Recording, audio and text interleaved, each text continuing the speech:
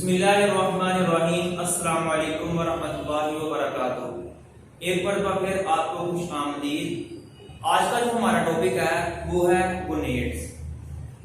हम अपने important endocrine glands में आज हमारा जो आखिरी हमारा टॉपिक है, आखिरी ग्लैंड्स पढ़ने जा रहे हैं, उन्हें हम कहते हैं गोनेड्स। अब गोनेड्स होते क्या हैं, इन्हें हम देखते हैं। गोनेड्स बेसिकली ऐसे प्राइमरी ऑर्गन्स हैं हमारे पास जो कि female and male reproductive organs हैं। क्या मैंने आपको बताया? Female and male reproductive organs are called gonads. These gonads या फिर ऑर्गन कह लें आप, are responsible for the production of hormone. ऐसे हार्मोन वो क्या कहलाते हैं? Sex hormones. अच्छा, सेक्स हार्मोन्स क्या होते हैं? हमारे पास फीमेल और मेल जो हमारे पास रिप्रोडक्टिव ऑर्गन होते हैं उनके पास दो चीजें होती हैं अलग अलग से। जो हमारे पास मेल रिप्रोडक्टिव ऑर्गन है जो हार्मोन प्रोड्यूस करते हैं गोनेड्स, उन्हें हम कहते हैं टेस्टिस। और जो फीमेल हमारे पास गोनेड्स हैं वो हमारे पास ओवरीज हैं। अब जो हमारे पास मेल गोनेड है वो टेस्टिस है और वो हमारे पास एक हार्मोन प्रोड्यूस करते हैं, उसे हम कहते हैं टेस्टोस्टेरोन। और जो हमारे पास फीमेल की बात अगर की जाए, उनके पास दो हार्मोन होते हैं, estrogen and progesterone. These hormones are responsible for the development of secondary character in male and female. अब जो मेल में आपके पास सेकेंडरी कैरेक्टर है वो आपके पास फेस पे और बॉडी पर हेयर्स का आ जाना है और उनकी कॉर्सनेस ऑफ वॉइस हो जानी है, भारी आवाज हो सकती है।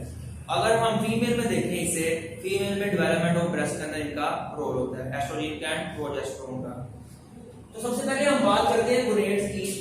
गोनेड्स होते क्या है?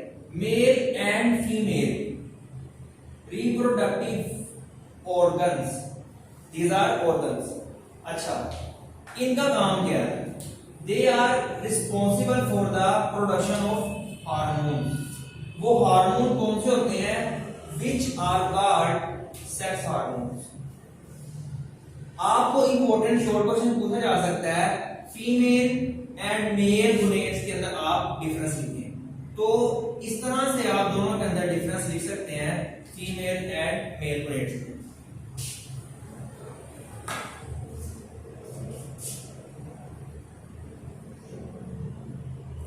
अब जो हमारे पास मेल गोनेड्स हैं इन्हें हम कहते हैं टेस्टिस। क्या कहते हैं?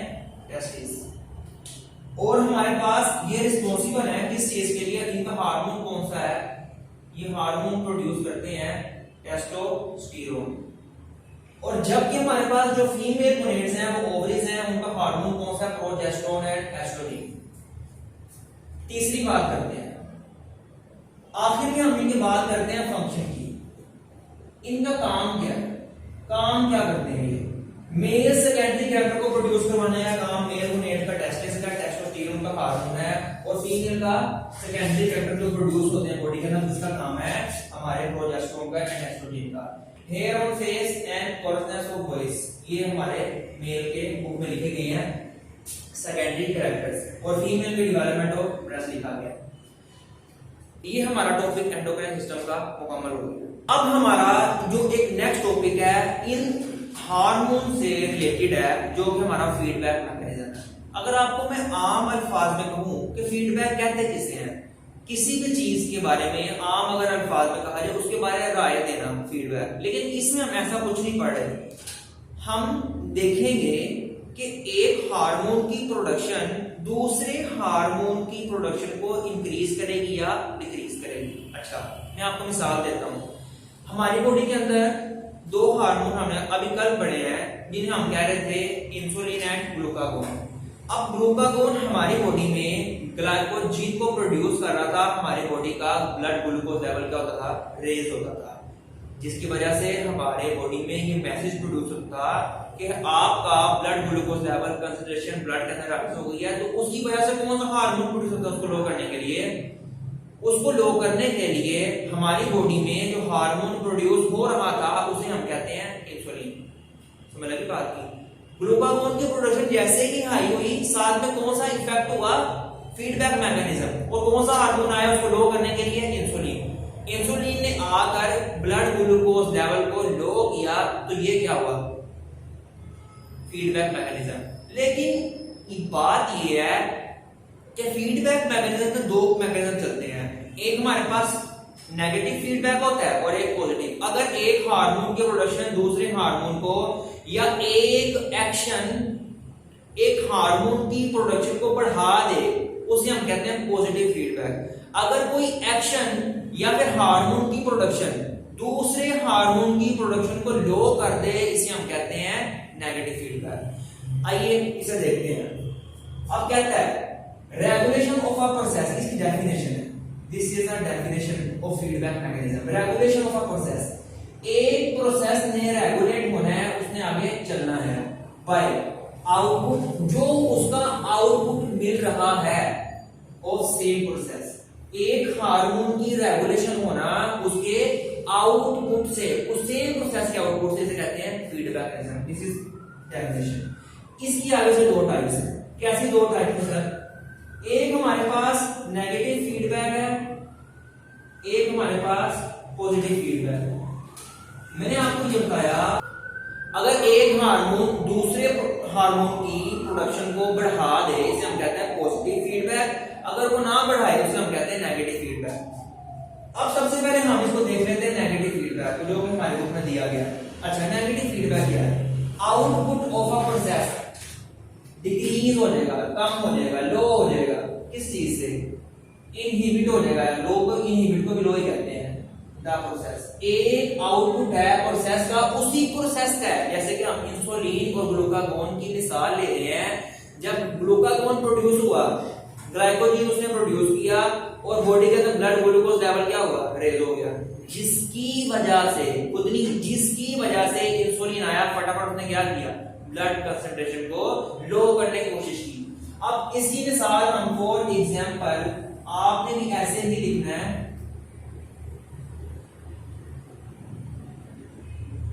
फॉर एग्जांपल, क्या एग्जांपल देंगे हम उसके अंदर? जो बुक के अंदर दी गई है हम वही एग्जांपल यहां पर दे रहे हैं। फॉर एग्जांपल यहां मैं लिखता हूं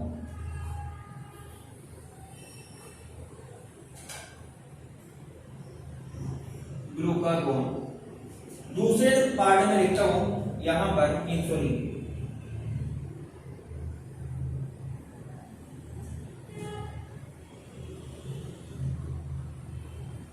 जब ब्लड के अंदर ग्लूकागोन का कंसंट्रेशन राइज हुई, इसने हमारी बॉडी के अंदर क्या प्रोड्यूस किया था?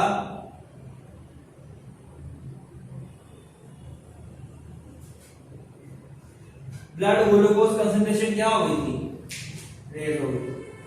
जबकि इस हार्मोन ने क्या किया था? ब्लड ग्लूकोज कंसंट्रेशन को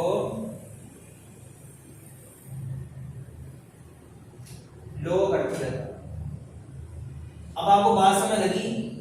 इसकी रेगुलेशन का इफेक्ट किसके ऊपर हुआ और इसने आगे से क्या किया? लो कर दिया। सब बात समझ आई? ये पहले हाई हुआ था, ब्लड ग्लूकोज कंसंट्रेशन राइज हो गई थी। अगर आपने अभी तक वो लेक्चर नहीं देखा मेरा, अभी पहले जाके वो लेक्चर देखें, शायद आपको इस वजह समझ ना आ रही हो। जिनको समझ लग रही है वो लाजमी रिस्पॉन्स कीजिएगा। ग्लूकागोन जो हमारी बॉडी में था उसका कंसंट्रेशन क्या हुई? राइज हुई, जिसकी वजह से क्या हुआ? हमारी ब्लड ग्लूकोज कंसंट्रेशन राइज हो गई। उसकी वजह से कौन सा हार्मोन प्रोड्यूस हुआ? अब मैंने जो आपको बात बताई थी, एक हार्मोन की प्रोडक्शन दूसरे हार्मोन को लो कर दे। जबकि इंसुलिन आगे किसकी प्रोडक्शन को उसने इफेक्ट किया? इंसुलिन ने ग्लूकागोन के प्रोडक्शन को क्या किया? इफेक्ट किया। इफेक्ट कैसे किया? बढ़ाया, कम किया? कम कर दिया। इसे हम कहते हैं नेगेटिव फीडबैक। अगर इसी तरह से हमारी बॉडी के अंदर इंसुलिन क्या हो जाए? ज्यादा हो जाए, तब कौन आएगा? फिर ग्लूकागोन आएगा, किसे? लो करने के लिए। इसे हम कहते हैं नेगेटिव फीडबैक मैकेनिज्म। अब अगर पॉजिटिव फीडबैक मैकेनिज्म की बात की जाए तो एक एक्शन या एक हार्मोन की प्रोडक्शन दूसरे हार्मोन की प्रोडक्शन को क्या करते हैं? ज्यादा करते हैं। लेकिन यहाँ पे एक्शन का जिक्र किया गया, उसने ना सकलिंग एक्शन का नाम दिया। जैसे कि एक चाइल्ड होता है, जितनी ज्यादा वो सकलिंग करेगा मदर की ब्रेस्ट से इतना ही ज्यादा मिल्क प्रोड्यूस होगा। उन्होंने ये बात की है, जितनी ज्यादा सकलिंग होगी उतनी ही ज्यादा आप देखेंगे मिल्क की प्रोडक्शन नेचुरल तौर पे होती है। हार्मोन ज्यादा ऑक्सीटोसिन का हार्मोन है, वो ज्यादा प्रोड्यूस होगा और मिल्क उससे ज्यादा प्रोड्यूस होगा। This is called positive feedback mechanism. इससे काम नहीं हो रहा, जितना वो एक्शन ज्यादा हो रहा है उससे ही वो ज्यादा मिल्क प्रोड्यूस हो रहा है। उम्मीद है कि आपको लेक्चर की समझ लग गई होगी। आज हमने अपने गुनेट्स पढ़े जो कि female and male reproductive organ है, उनके हार्मोन्स पढ़े, उनके इफेक्ट पढ़ा और उनका हमने कैरेक्टर्स पढ़े, female and male secondary character. उसके बाद हमने फीडबैक मैकेनिज्म पढ़ा, ये आपका लॉन्ग क्वेश्चन भी इंपॉर्टेंट। इसको अगर आपको समझ ना लगे आप कमेंट सेक्शन में क्वेश्चन कर सकते हैं। Thank you. फ्री